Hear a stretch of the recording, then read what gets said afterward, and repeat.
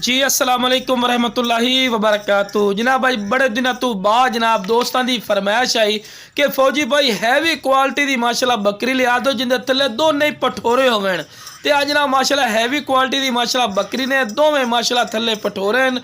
और दुध की गल की जनाब 2.5 लीटर दुध माशाल्लाह थले इसू 2 टाइम का माशाल्लाह। और मुँह जनाब ताज़ा 4 दांदी ने और पहले सूए च ही माशाल्लाह 2 पठोरे दिते सु। बिरा है फायदे का सौदा कि नहीं बिरा?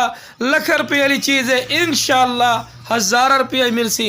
और जेड़ा बिरा पहले कॉल कर सी ना इंशाल्लाह फायदे च रसने।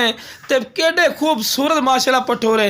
ते शुरू तो जनाब टोर फिर के विखावन का मकसद ये होता है कि तुहानू अच्छी तरह इन्फॉर्मेशन होवे कि माशाल्लाह सेहतमंद और माशाल्लाह एक्टिव ने पे। ते इस तो वध बिरा हुसन कोई नहीं होता। माशाल्लाह पठ भी जबरदस्त ने A+ क्वालिटी दे माशाल्लाह पठ ने। और बिरा सैट की डिमांड ही जायज़ मुनासिब है। हालांकि 2 पठोरे तले सू और माशाल्लाह चड्डा हवाना चड्डा माशाल्लाह कमाल दा 2.5 लीटर गारंटी शुदा दुध दी सू बिरा दा जड़ा थले दुध दे पी। और पहले सूच इतना हवाना चड्डा बड़ा मायने रखता है।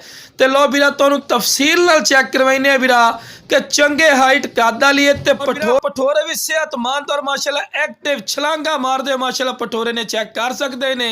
और डिमांड थोड़ी सोच तो ही कम तो चंगे हवाने चड्डे। चलो एक और भी गल है बिरा कि इतना हवाना चड्डा पहले सूए दे विच बड़ा मायने रखता ने और एक्टिव ने सेहतमंद चीज़ ने माशाल्लाह।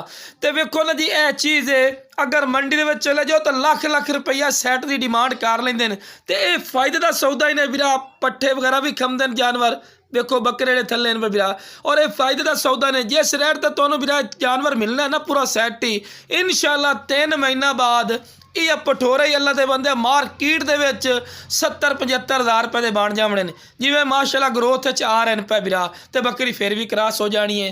तो लो बिरा हवाना चड्डा वेखो जिमें माशाल्लाह फ्रीजन गाई होंदी है माशाल्लाह इस तरह का माशाल्लाह हवाना चड्डा बनाया इस बिरा। एनू आंदे चीज़ तो कोई खड़ छड़ नहीं मारा इस बिल्कुल रेशम वाली कार थाने पे बाद भी खड़ मार दे नहीं बिरा कोई खड़ नहीं मारा बिरा। एनू आंदे मज्जा लमने लखा दी मज्जा लेकिन 1000 रुपये च इंशाल्लाह बकरी मिल रही ने।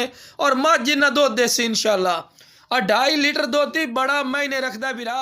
और जिस बिरा नू चाहिए